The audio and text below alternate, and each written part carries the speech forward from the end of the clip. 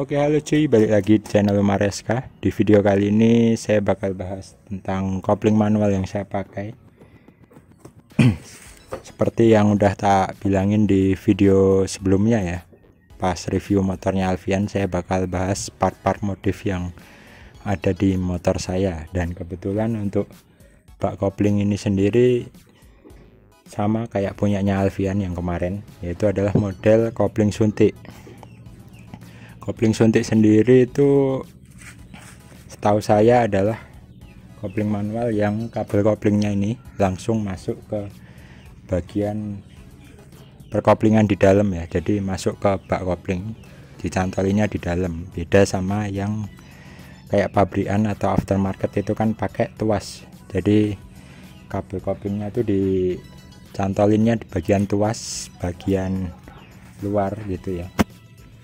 Nah, ini juga yang biasa dibilang jadi kopling ribet ya, karena emang ya ribet kalau mau ganti kabel koplingnya cuy. Karena kalau mau ganti kabel kopling kita harus bongkar ini bak koplingnya cuy. Beda sama yang pakai tuas itu.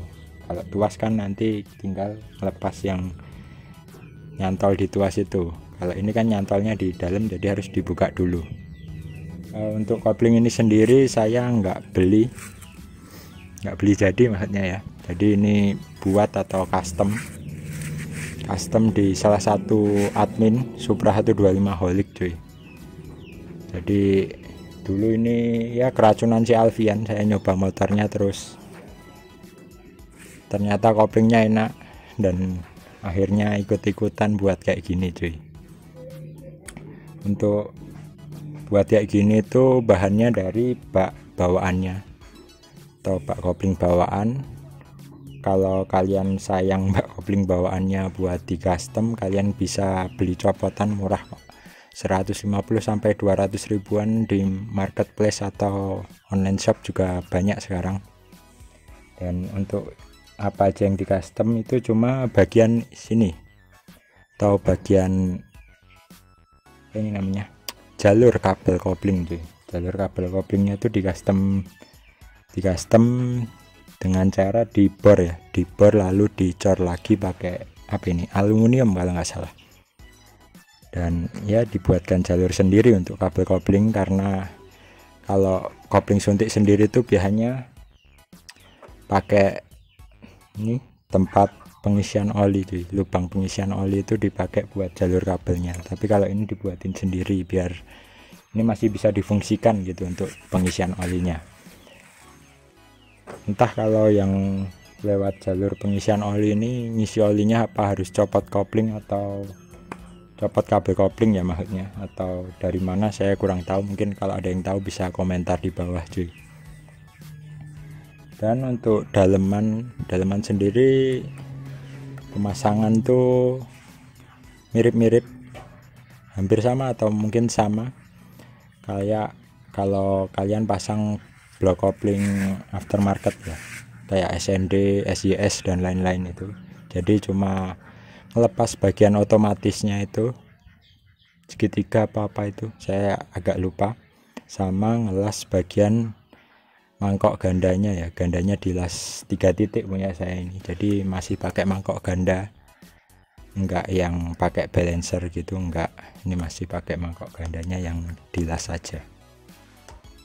Sama bagian dalam tuh yang diganti itu per kopling, karena kalau kalian enggak ganti per koplingnya itu per bawaan Supra itu terlalu empuk kalau di kopling manual. Jadi disaranin sekalian ganti per kopling. Jadi per koplingnya ini saya ganti juga pakai punya smash, jadi dipakein smash 3 biji, sama bawaannya tuh 3 biji atau orinya Supra tuh 3 biji. Dan untuk per kopling itu juga harus dipotong ya, jadi per kopling smash itu nggak bisa langsung dipasang, ya bisa sih tapi nanti bakal keras banget, jadi harus dipotong dulu. Tingginya disamain kayak punya orinya Supra cuy, karena orinya Supra tuh lebih pendek, 1 ulir kalau nggak salah. Jadi kalian motongnya bisa sambil ngukur aja pakai per orinya gitu cuy. Terus lanjut ke kabel kopling ya. Nah, di sini di bagian jalur kabel kopling ini juga difungsikan sebagai setelan ya, setelan koplingnya. Jadi kalau kalian mau nyetel koplingnya tuh mau jauh apa deket, itu kalian lewat sini ya. Jadi ada bautnya di sini, kalian kendorin yang bawah dulu, nanti kalian bisa naik turunin yang bagian atas ini. Terus untuk kabel kopling sendiri, kabel kopling ini ya kalah-kalan sih, karena emang kalau mau ganti kabel kopling ini ribet karena harus bongkar bak. Jadi sama pembuatnya itu bukan dibuatin sih, lebih diakalin pakai kabel yang lebih kuat, yaitu menggunakan kabel rem GL100, kabel rem depan ya lebih tepatnya. Karena ya kabel rem depan GL100 itu ternyata masih kawat gitu ya, masih yang bener-bener kawat, bukan yang hidrolis. Kalau motor-motor sekarang kan rem depan tuh cakram tapi pakai kabel hidrolis, kabel ya selang rem gitu. Kalau GL100 tuh masih yang kawat cuy, tapi pengereman depan udah cakram. Saya juga nggak tahu itu gimana cara kerjanya ya cuy, tapi ya saya pas beli ini tuh juga kaget karena ternyata kabel rem depan GL100 tuh masih yang dalamnya kawat gini.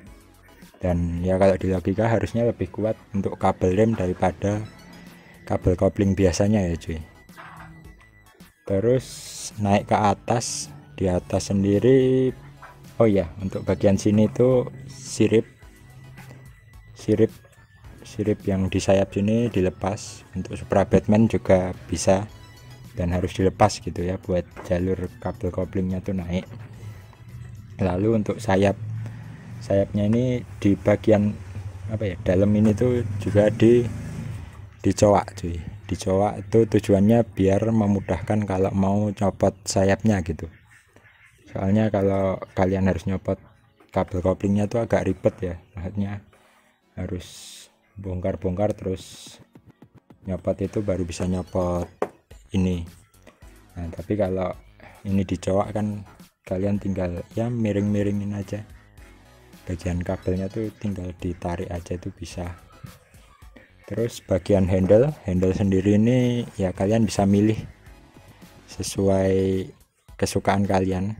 Yang gampang biasanya tuh Tiger, kalau enggak FU cuy, karena Tiger sama FU itu modelnya yang baut 2 ya, klemnya tuh baut 2, jadi kalian bisa langsung pasang ke stang bagian mana, agak tengah atau samping gitu, kalian tinggal baut aja. Kalau saya ini pakai Jupiter MX old, MX lama ya, jadi harus motong dudukan spion orinya, karena dudukan spion itu ada di stang ya. Dan sedangkan untuk dudukan kopling MX lama itu harus masukinnya tuh dari samping baru diketengahin, karena emang bautnya tuh cuma satu ya, baut buat ngencenginnya tuh cuma satu gitu, jadi harus diurutin dari samping ke tengah, dari pinggir ke tengah gitu cuy. Dan ya harus dibawa ke tukang las sih sebenarnya. Kalau kalian punya las sama gerinda itu di rumah ya kalian bisa pakai itu, jadi cuma kalian gerinda aja terus dihalusin lalu masukin. Dan gerinda itu ya kalau bisa gerindanya tuh dimepetin ke stangnya ya, jadi digerinda, jangan dibuang untuk dudukan spion orinya, nanti dipakai lagi. Lalu dimasukin untuk handle koplingnya atau dudukan handle kopling itu dimasukin. Kalau udah kencengin baru dudukan spion orinya tuh dilas lagi biar masih bisa digunakan, dan kita nggak perlu mikirin cari dudukan spionnya itu di mana, atau harus ganti spion kalau pakai bawaan Jupiter MX nya gitu ya. Ya mungkin itu aja sih cuy yang oh ya, untuk pembuatan ini sendiri yaitu tadi saya kayaknya udah bilang ya, salah satu admin Supra 125 Holic, yaitu Mas Dion dan adiknya Mas Derio. Jadi itu area Jogja sih. Entah kalau yang luar Jogja kalau mau bikin bisa enggak, saya kurang tahu. Mungkin nanti tak kasih Facebook sama IG-nya aja di deskripsi ya, kalau mau tanya-tanya mau buat model kayak gini. Oh ya, untuk kopling ini sendiri alhamdulillah tak pakai selama hampir 3 tahun ini, baru putus sekali gara-gara pas ya 6 bulan setelah jadi. Dan ternyata itu untuk handle koplingnya itu ada bagian yang kasar dan menyebabkan gesekan sama kabel koplingnya dan bikin putus cuy. Dan pas ganti itu terus dihalusin sama dikasih pelumas biar enggak, kalau ada gesekan tuh enggak gampang putus gitu cuy. Oke, untuk pembuatnya sendiri atau Mas Derio, Mas Dionnya itu udah pakai kopling model kayak gini tuh udah lumayan lama ya, sekitar berapa ya, 8 tahun itu untuk kabel koplingnya. Jadi udah terbukti, ada buktinya gitu. Ini ya lumayan kuat, walaupun ya punya saya pernah putus sekali, tapi ya ini alhamdulillah nggak putus-putus lagi cuy. Jangan sampai lah. Udah hampir 2 tahun berarti untuk kabel yang baru ini. Oke, mungkin itu aja sih cuy yang mau tak bahas di video kali ini. Jadi videonya sampai sini aja.